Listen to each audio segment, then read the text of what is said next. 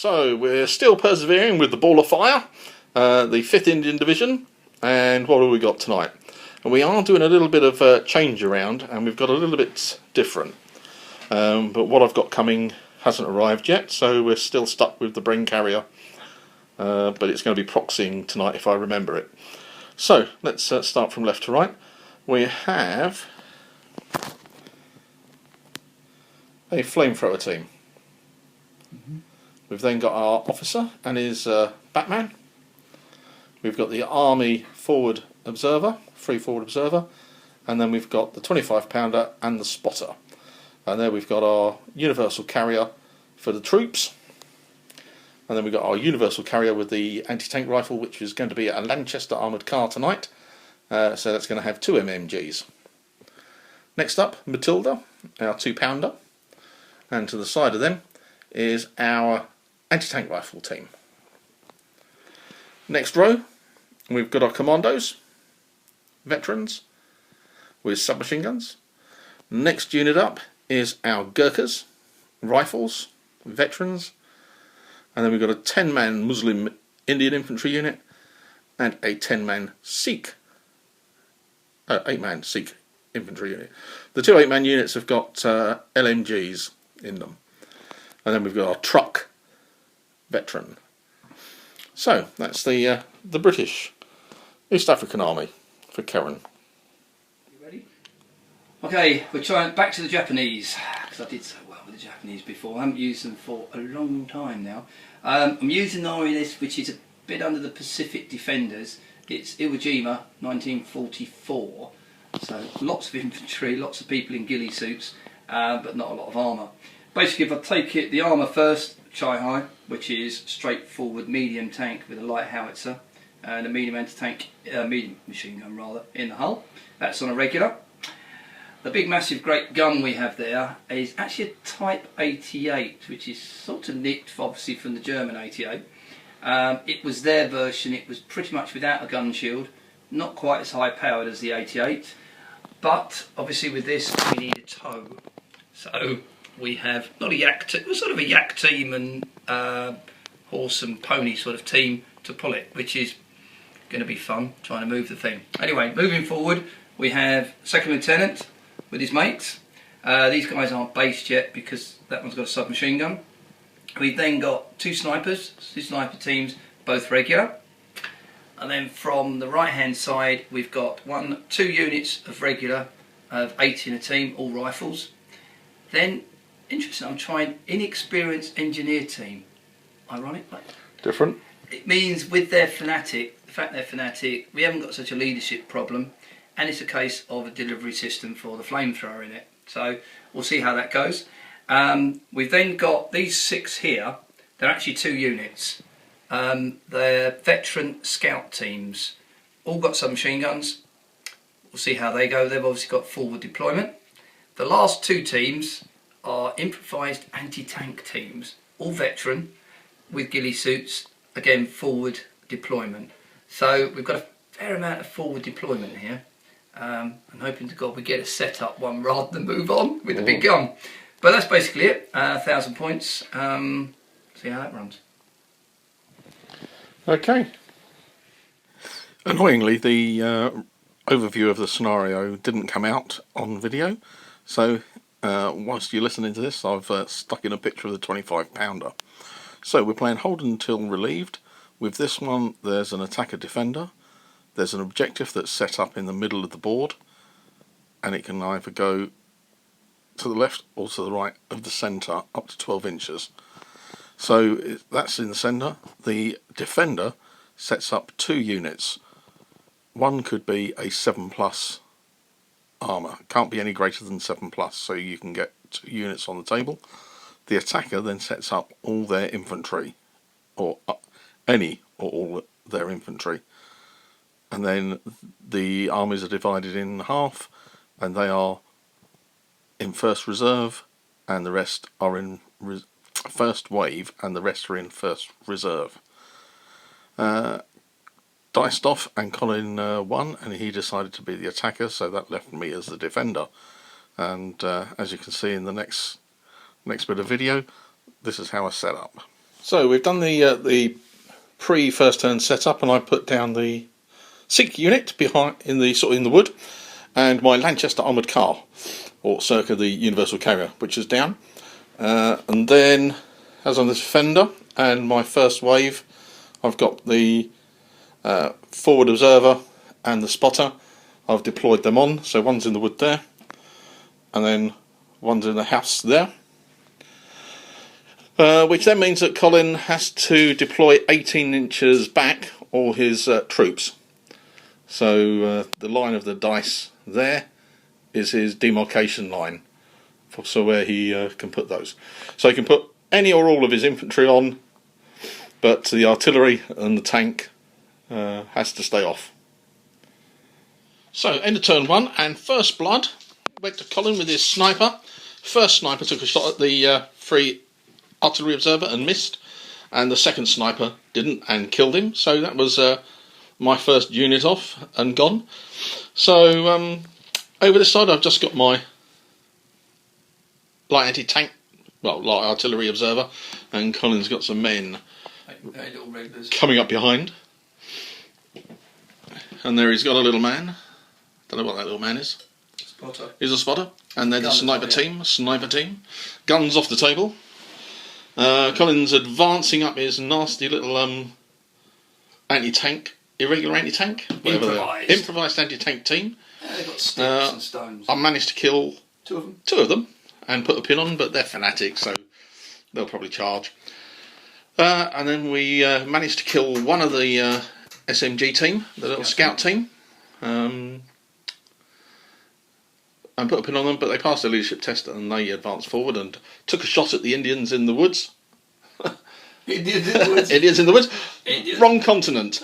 But they killed one and put one pin on. This was the little armoured car that put the pin and the kill on that one. Moved up my where is he? There's the other one that come on. The actual brain gun carrier. Brain gun carrier, the brain gun carrier came along and took a shot. Can't remember what he took a shot at. Did he take a shot at those? Mm. Yeah. The other improvised. Other improvised. They went down, didn't they? Yeah, they did. They went down. They didn't want to take any shots. No. The infantry in the middle is running up, and the officers. So there's going to be some banzaiing going on at some stage. And I've got the Sikhs coming up behind the wood, and my 25 pounder on, and pan out to get the Matilda that's on, which took a shot at something. Machine guns. Machine guns. They needed sixes. He killed a scout, did he? He killed a scout. Yeah. So that was good. His days are numbered. So yeah, looking interesting. Looking a bit forlorn, the Indians in the woods. So we're waiting for the cavalry to come. Not sure if that's right way around either. No, I don't think I. Yeah. So we're going to be moving into turn 2.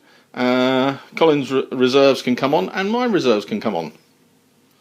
So, into turn 2, and there's been quite a lot going on, really. The Japanese have rushed the armoured car and the Sikh unit in the woods. The improvised anti-tank team charged the armoured car. I don't think I did any wounds, did I? Oh no, killed one. 1 out of 3? On the way in, yeah. Yeah, on the way in, 1 out of 3. And then Colin was able to do a stunned and 2 pins there. The Japanese charged the Sikhs in the wood. I had put my light anti-tank on ambush just in case a tank came on, but it didn't come on until really far into the end of the turn. But I shot with the Sikhs in the wood, and they missed abysmally. And I thought, okay then, we'll try the trigger ambush on the light anti-tank, and that missed as well. So in came the Japanese, and I rolled abysmally with the with the Sikhs. 7 dice, and I got 2 hits. They were only regulars, and then Colin killed 4 of the Sikhs, and they were gone. So they were gone. I used the Muslim infantry here to kill the improvised tank team, and then I consolidated over to this side. I debussed my commandos from the carrier, just to see if I could put a bit of pins on things. Possibly might work, but the Japanese officer came around the corner with his machine gunny mate and killed one exceptional shot on the Commando NCO and put one pin on them. The little recce carrier caused the improvised team to go down again. So yeah, interesting bits on this side. Colin brought on his Japanese tank, whatever it's called. Chai-Hai. And he took a shot at the commandos and missed, which was quite good because it's got a light howitzer on the Japanese tank, and he missed with the machine guns as well, so that was a bonus. Or the machine gun, the whole machine gun. The Matilda took a shot, needing a 4, and got it, but obviously it's long range with the light anti-tank, so I was on a 3, rolled a 3, and just put a pin on it. However, got a roll for turret shot, haven't we? No, because there was no damage. No, you didn't. No, so we don't have to. So we don't have to bother with that. That was good. So a pin. Just a pin then. Just a pin. Yeah, and the big gun came on, which was interesting because it was being towed on, and I thought somewhere in my head I had the thought that if I killed the tow, that the big gun would go. But I can't really be sure. I think you might be right. But I did advance on the anti-tank rifle, and it was a fraction out, just short. So next dice out, Colin was able to deploy it, but it was close. Colin was running the infantry up the middle, just to try and get in on the act, and my truck, which was veteran, failed to come on. It needed a 9, and I rolled a 10. It's always happens.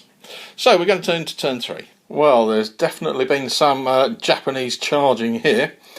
Obviously we lost the Sikh unit beforehand, and the Japanese are piling up, just trying to put some shots. The Bren carrier took some shots at the inexperienced squad, did a casualty. They remained green. Colin did roll a 6, but then only rolled 1 for his D6 pin test. So they're still able to charge straight ahead at any unit. Managed to take 1 man out of this. They're veterans with my Gurkhas. They've jumped out of the truck. The Japanese unit in the wood, initial unit, had to put some shots on it to reduce it down, and then I charged in the Muslim infantry. And it was a bit of attrition. Colin matching the number of kills that I did, and we went down to the last, and I managed to kill the last man. And it just left 1 Sikh man. But I did have to bring the officer out.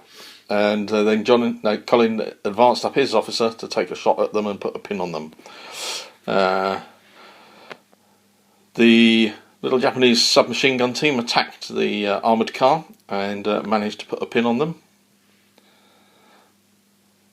In hand to hand, because the Japanese don't test for armoured vehicles, charging them. So in the centre, they're moving across. The anti-tank rifle team is doing a runner to try and get into the battle. Over here, the light anti-tank gun did a shot on that, on the little tanky, put a pin on it, but Collins rallied off the 2 that were there. The Matilda took a little shot and did actually hit the big gun and killed 2 crewmen. So Collins on 2 pins, so that was quite useful. However, in the centre there, it is going to be a bit of a bun fight. I've lost quite a lot of sections there, so there's not a lot of the British left, but there's still quite a few Japanese. So we'll move into turn 4 and see what devastation can come about. Well, things have been very bloody indeed over on this side.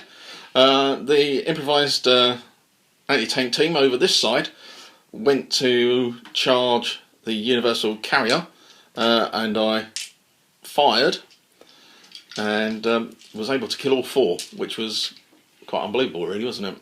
Totally unbelievable, yeah. Totally unbelievable. I threw out the what was the first one? Was the Flamethrower? No. no, the Gurkha team, wasn't it? Gurkha team. Gurkha team went out and duffed up the remnants of the scout team. Well, they shot you. They shot me, didn't they? Yep. Yep. But they put a pin on, but because I've got up and at them, I went and duffed them. Yep. And then I consolidated back. I threw my officer into Colin's officer team, and there was a bit of fisticuffs, and my officer lost. But I did manage to kill the Japanese officer, manservant there. Mm-hmm. So I then threw in my last Sikh man, or Muslim infantryman, and he took out the Japanese officer, which was quite good. Colin then advanced up his little remaining scout team and put a pin and killed a man, I think, on the Gurkhas. So the Gurkhas are down to 4, and the submachine gun team are there. I then moved up the truck, hopped out the flamethrower team, needing a 3, and rolled a 1, so missed them there, but fortunately it didn't run out of fuel. But it's going to be who gets first dice out of the bag is going to be very important over on this side. Rallied the recce carrier. Collins rallied his tank. My Matilda got another hit on the anti-tank gun, killed another man. Down to 1. Took him down to 1. So Colin rallied them, and he's on 1 pin. 1 pin. One pin, 1 man. 1 pin, 1 man. Which is much the same as I am on my 25 pounder. Colin got a hit on that with his tanky on a direct fire of a 5. Killed 2 men, put 2 pins on. So that was a bit of a pain. I've got them on ambush at the moment, hoping that something might move in my way, but probably won't. We'll see what happens next turn. Colin advanced the Japanese into the centre, and I went down. Unfortunately, that saved them there. So, other than that, everything else of the Japanese is running forward to try and capture the objective. And we're going to move into turn 5. Well, head to turn 5, and we've been quite lucky with the British, and we have had to dice out first, which means that we have killed all the Japanese that were milling around by this wood. The Gurkhas were quite useful, but Colin has peppered them a little bit, and he's put 4 pins on them, killed the NCO, so they will have to take a leadership test the next turn to do anything. And we're moving into turn... Is this going to be turn 5? I thought it was turn 6. Yeah, we may have to have a quick check to see whether we're in turn 5 or turn 6, because we didn't put anything down. So we'll have a quick check and see where we are. Terrible stuff. Anyway, Brain Carrier's moved up, took a shot and killed the big gun. And Colin reciprocated by moving his Japanese infantry out of the wood and shooting up the 25 pounder. I've pushed up the Matilda now that the big gun's gone, and hopefully we can get onto that objective. Colin's got his 2 sniper teams racing for it, and also these will be a run to get there. They'll just need they'll have their 12-inch run. I've got 1 man there to be able to do a run. I've got the flamethrower team there to be able to do a run, and I've got the guys in there on 4 pins. I don't think they're going to be running anywhere. And then my little team down there who might be able to scoot up. But it's going to be, can we control it? Can we contest it? We'll have to see how we go. But yeah, it's getting down to the wire. Well, it's a bun fest. Bun fest at this objective. Kind of managed to run the Japanese unit up to the side of the Matilda, because I moved up to just spoil and make sure that I'm there. Colin did move up a sniper team. Well, the first sniper team took a shot at my flamethrower team, who were behind, well, just to the side of the wood, and only put a pin on them. I was really lucky there. And he advanced up his toe to block line of sight onto the objective, but my brain carrier shot the mules, well, the horses, so cleared it out. And then Colin moved his sniper team right up to the objective, and I moved up my little infantryman that you can see with his rifle, and I rolled a 6, Mm-hmm. and then I rolled another 6, And 6. and then I rolled another 6. So it was exceptional damage on the sniper team. Sorry, Colin. Yeah. It was awful. So that killed them.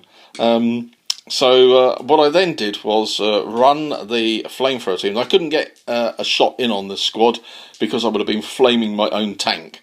So I've run round 12 the other direction, and we may, just may, if it goes into turn 7, do some frying. But it just depends on which dice comes out. I've probably got about 7 dice left, have I? Yeah, I'm down to 3. So 7 or 8 dice. So knowing Sod's Law, it'll be Colin's dice that comes out first.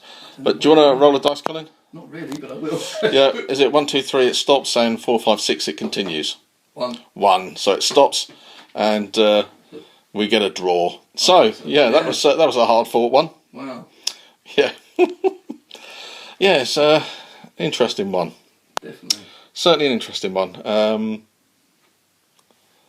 Yeah. Very close. I thought I was going to be much more difficult, but it did swing a little bit with some dice rolls. But That was, just managed to get the draw at the end.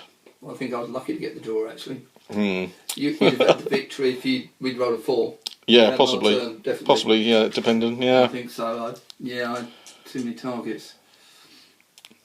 But interesting. Yeah, good game. Yeah, post game discussion we're looking at. And we're thinking, in this scenario, it's hold until relieved. So you're either the attacker or defender. What is best? Defender. Do you think defender Because is best? the way you set up was good. Yeah, Because it pushed me back beyond 12 inches normal setup. it did. I was right back here. Yeah, the 18 inches was able to push you away. And also the fact that you had your first wave that you could bring on That I without could- rolling. Yeah, So that was good. And the only way that I could counter it with that is put everything on. yeah. I can't really run with reserves. Certainly with the infantry I had. So I think with that, it pushes you too far back. Yeah, I think it's good that you don't have the bombardment at the yeah. start. There's no which is- bombardment in this one, is there? But I think with that, I think if I was to have a choice, I think I would rather be the defender from what you had there. I mean, as the game went on, it didn't make a difference really as it went on because we both had bad dice.